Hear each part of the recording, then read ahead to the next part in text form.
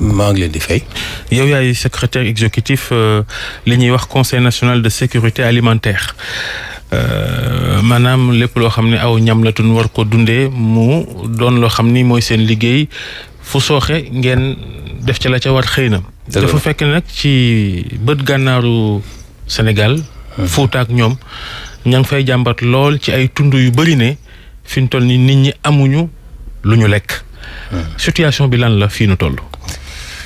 waaw maa ngi gërëm ñëpp di nuyu auditeur RFM yi di leen di gërëm tamit ci invitation bi am solo la moo tax barki démb dañu dajale woon taskatu xibaar yi ngir ñu mën a waxtaanee li ñu tuddee sécurité alimentaire.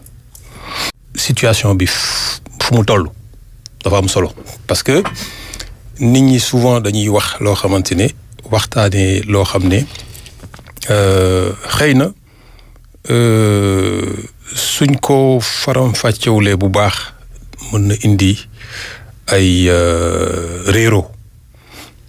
léegi xam ngeen ne conseil national de sécurité alimentaire premier ministre moo ko jiite man ma nekk secrétaire exécutif conseil national de sécurité alimentaire. suñu liggéey mooy fexe ba ñu teg ci table premier ministre information yoo xamante ne dina tax moom mu mën a jël ay matuwaay ngir mën a jàppale ni ñu jàpp ne dañu nekk ci jafe-jafe. liggéey boobu nag du ñun rek ñoo koy def ñu bokk ko ak juróom-ñeenti ministères yoo xamante ne ñoo nekk ci gouvernement bi am tamit ci maanaam ci gox-goxaan yi seeni représentant di saytu li nga xamante ne mooy nit ñi naka la ñuy dundee disponibilité bi nga xamante ne moom moo am maanaam produits alimentaires yi ndax am na lu doy te loolu ay jumtuwaay yoo xamante ne moom la ñuy utiliser jumtuwaay yooyu ñu bokk ko ak dëkk yi nga xamante ne ñoo ngànk SILS ak Afrique de l'Ouest maanaam fukki réew la ak juróom-ñaar. kon nag liggéey la boo xam ne bu scientifique la laata ñuy génne ay chiffres mën a wax ne ci gox bi téeméer boo jël temps moo nekk ci jafe-jafe. kon pour dellu si ci sa question bi suñu xoolee bu baax situation wu Sénégal ci boppam. ci maanaam période bi ñu toll mois d'avril mën nañu wax ne amul situation nekkul situation boo xam ne war na indi ay problème. waaye situation am na. waaw situation am na parce que même fii ci Dakar soo xoolee bu baax am na ñoo xam ne dañu nekk ci jafe-jafe. amuñu luñ lekk. waaw loolu am na. loolu am na mais situation bi nan la tëddee jamono ji exactement. waaw ci terrain bi nan la. bon léegi laata ñuy ñëw ci nord bi maanaam ci Fouta dama bëggoon expliquer naka la ñuy liggéeyee parce que loolu dafa am solo ñu leeral ko liggéey bi dañuy saytu dañu am ay ndaw yu ñuy yónni ci maanaam gox-goxaan yi di def ay enquête yooyu la ñuy wax la ñuy tuddee HEA maanaam dañuy analyser situation économique ménage yi dafa am ay ménage yoo xam ne ñoom la ñuy saytu xool li ñu tuddee score de consommation nit ñi suñu yeewoo lan la ñuy lekk midi lan la ñuy lekk lan la ñuy reere kon situation boobu suñ ko xoolee at bu nekk dañ koy def ñaari yoon weeru novembre ak weeru mars suñu xoolee weeru mars bii liggéey bi ñu def ba pare boole ministère yooyu ak partenaires yi toog waxtaan génne chiffres yi analyser leen buñ ko analyser xayma ko ba pare yónnee ko ñi nga xamante ne ñoom ñoo génnee jumtuwaay yi nga xamante ne moom ñoo tax ñuy natt mën a natt maanaam SILS ñu xool ko delloosi ko situation bi nii la tëddee suñu xoolee bu baax dafa am échelle boo xam ne de 1 à 5 la 5 mooy famine 5 famine bi moom mar d'Italie yàlla def na ne musul am Sénégal te bu soobee yàlla du am tey. mooy xiif. muy xiif daal mooy nit ki amuloo looy lekk amul ku la mën a jàppale amoo tamit loo mën a jaay pour mën a jënd la li nga xamante ne moom ngay dundee loolu xam nga ne mar d'Italie te loolu tamit bu ñuy wax. tolluñu foofu xëy na globalement waaye am na ci ñenn ñoo xam ne boo leen xoolee individuellement yegg nañ foofu. waaw nan xëy amul du am luñ lekk. waaw foofu loolu soo demee sa New York Washington Paris am na ñoo xam ne toll nañ foofu mais loolu balaa nga koy wax ci dëkk ab dëkk dafa am natt danga koy natt maanaam téeméer boo jël ñaari fukki nit ak li ko weesu ñoo nekk ci situation boobu Sénégal soo xoolee bu baax tey au mois d'avril téeméer boo jël ci biir Sénégal yëpp ñaari pàcc ñoo nekk ci situation boo xam ne mooy moom la ñu tuddee crise mooy lan crise mooy niveau 3 balaa ngay egg 4 ak 5 muy famille. 3 quand même kawe na bëri na. 3 mooy crise. kawe na. waaw kawe na 3 sur 5. 3 sur 5 3 sur 5 mooy quoi 375 000 personnes ci biir Sénégal yëpp waxuma famille de ñoo nekk ci crise mooy lan crise mooy yow da nga nekk ci situation boo xamante ne mënoo satisfaire. mënoo ndékki añ reer. voilà mënoo am ñetti repas yi complet xam nga loolu mooy score de consommation. waaw loolu 375 000 personnes sur 14 millions de personnes. xam nga loolu. mais bu ko xeeb quand même c'est important. waaw nekk na lim bu am solo. bu takk boo xamante ne kenn waru ko xeeb. dëgg la loolu lu am solo la. loolu kenn xeebu ko. léegi dañu jàpp ne loolu ci fu mu gën a taree mooy département yooyu ñu tuddee yi nekk nord maanaam Matam Podor Kanel Ranérou léegi ñu yokk ci Tambacounda ak Goudiri mooy 6 départements yi nga xamante ne nekkaguñu ci crise mais pression. lu tax mu gën a fës foofu lan moo xew. sous pression dinaa ci egg si. sous pression la tey suñu defulee dara fii ak période de soudure bi mooy juin juillet août dinañ nekk ci crise lu tax ñu nekk ci situation boobu xam ngeen ne ren xam ngeen sécurité alimentaire ñetti pilier la li ñu tuddee disponibilité maanaam am bi mooy est-ce que am nañu loo xamante ne li ñuy dundee maanaam céréales yi ceeb bi dugub bi ak li ko leneen boo xoolee bu baax situation production ren Sénégal boo xoolee chiffre ministère de l'agriculture Sénégal am na production boo xam ne bu doy la dégg nga mais du caageen am nañu production bu doy mooy tax ba ñëpp mën a accéder ci production boobu kon nag bu ñu xoolee disponibilité bi faw ñu xoolaat beneen pàcc boo xamante ne beneen pilier mooy accessibilité production bi ñetteelu pilier bi mooy naka la ñuy jëfandikoo li nga xamante ne moom la ñu am comme dund kon ñetti pilier yooyu ñooy tax ba ñu analyser situation sécurité alimentaire wala insécurité alimentaire boo xoolee bu baax Podor ren zone yooyu taw bi nawet bi taxu koo demee noonu donte taw bi au plan général baax na. ñoom lu ñuy bay mais am na ay poche. ñoom lu ñuy bay foofu. waaw foofu dinañ bay ceeb dinañ bay dugub dinañ bay lépp loo xamante ne dina mën a dundal nit. mais su tawulee am na tamit yeneenu xeetu agriculture bu ñu def ñuy tuddee culture de décrue maanaam dex gi dafay déborder ci benn maanaam période après mu def décrue bi maanaam mu retiré wu. dex bi retiré wu nit ñi mën a béy.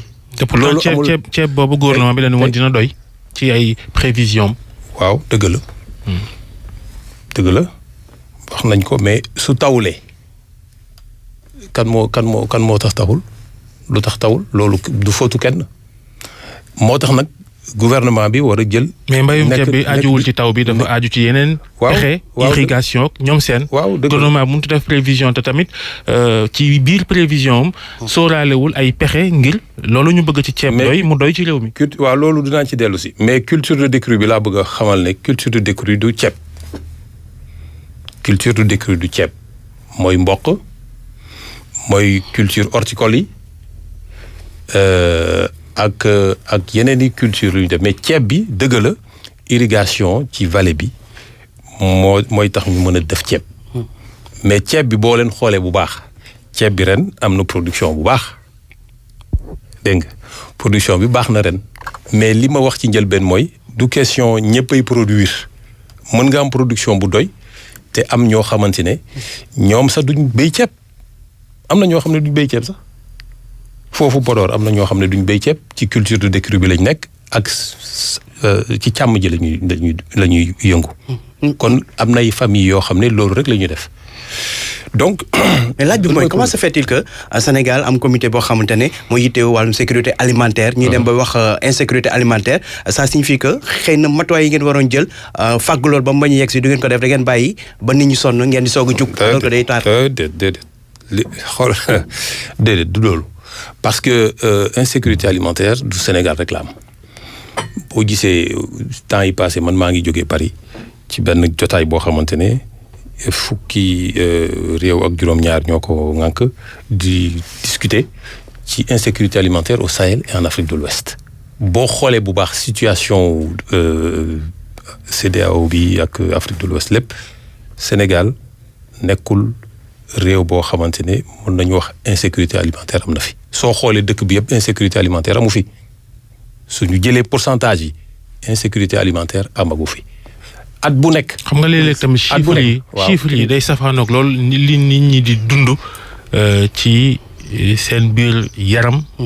ba saa yu ñu xëyee. waaw ndax insécurité alimentaire luñ ko mënti tuddee. am na ñu ne ci réew mi xiif nañu. loolu wóor na. loolu laa leen wax fii ci quartier bii ñuy wax fii am na ñoo xam ne suñu añee duñu reer nee naa leen New York am na ñoo xam ne suñu añee duñu reer mais du loolu mooy tax ñu wax ne am insécurité alimentaire am na faw nga egg ci benn pourcentage boo xamante ne mën nañu wax ne dëkk bi nekk na ci insécurité alimentaire tey li ma leen mën a wax mooy Sénégal nekkul ci insécurité alimentaire. mais yaa ngi wax crise sànq. waaw non mais crise alimentaire. waaw crise alimentaire sax amagul. dañu ne suñ defulee dara fii ak juin juillet août dina am ay population yoo xamante ne dinañ nekk ci crise dégg nga urgence sa amagul urgence mooy situation 4 échelle 4 donc suñu jëlulee ay matuwaay fii ak juin juillet août dina am benn ay population yoo xam ne plus de 350,000 personnes yoo xamante ne dinañ nekk ci crise eggaguñu foofu moo tax. mais léegi lu ci gouvernement mën def mooy dimbali nit ñooñu ñu mën a jotee ci ñam wi. loolu nag xam ngeen ne yéen gis ngeen naka la ñuy def at bu nekk soo leen xoolee bu baax xam nga ma wax ne su amoon jafe-jafe bu tar kon ñu xam ko ak développement presse bi ak réseaux sociaux yi su amoon vraiment problème bu tar kon ngeen yëg ko gouvernement bi lu muy def chaque année mooy. ñun suñu liggéey mooy suñu demee ba saytu loolu yëpp dañuy taxawal li nga xamante ne moom lañ tuddee plan d'urgence bu ñu xaymaa xool yan ménage parce que ménage dañ leen di xam def ciblage xam gox bu nekk ñaata ménage la chef de famille bi ñu xam ko am téléphone am jël benn maanaam document boo xam ne moom la ñuy pare et te ñun du ñun rek conseil de sécurité dafa bokk liggéey bi ak ministère fukk ministère loolu ñi nekk ci terrain bi ñooy def liggéey bi ba pare ñu jël document boobu jébbal ko ki nga xamante ne moom mooy président du conseil national de sécurité alimentaire mooy premier ministre. mooy xool loolu situation boobu ñu ko jox mu xool finance xool lépp xam gouvernement bi ñaata la mën a def pour que ñu mën a jàppale ñooñu laata ñuy dugg ci situation wu crise te ñu am tamit ay partenaires yoo xamante ne ñoo ñuy jàppale ci loolu mooy PAM.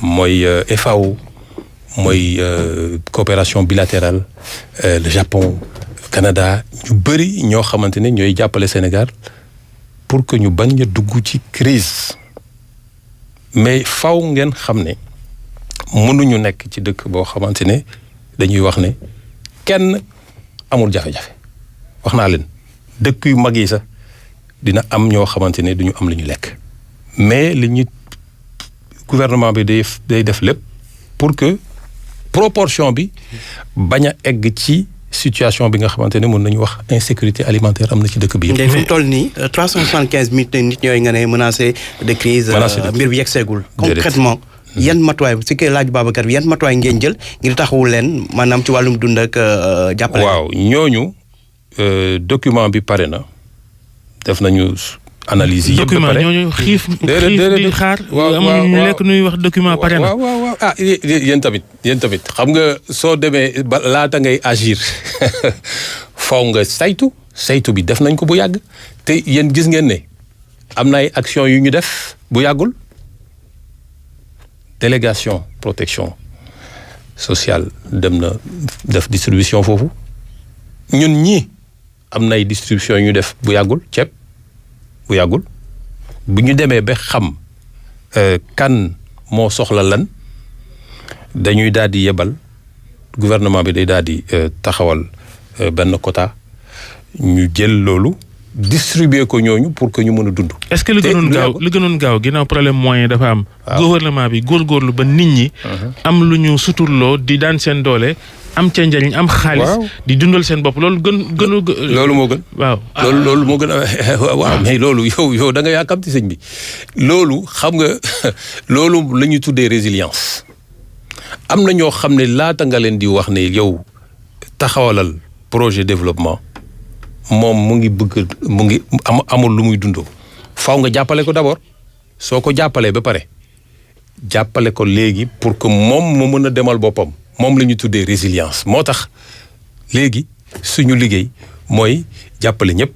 pour que ñu mën a taxawal ay exploitation yoo xamante ni ñu mën a am seen propre dund. ay tool yu yaatu moom exploitation familiale. ci ndox mi mu ñëw irrigation loolu moo tax ñu taxawal. yàgg nañ koo dégg ay at te musul sotti. déedéet boo leen xoolee bu baax. weer yi passé taxawal nañu benn programme bu ñu tuddee programme national d'appui à la sécurité alimentaire et à la résilience ci foofu la ñuy dugg. loolu lañ ko taxawal.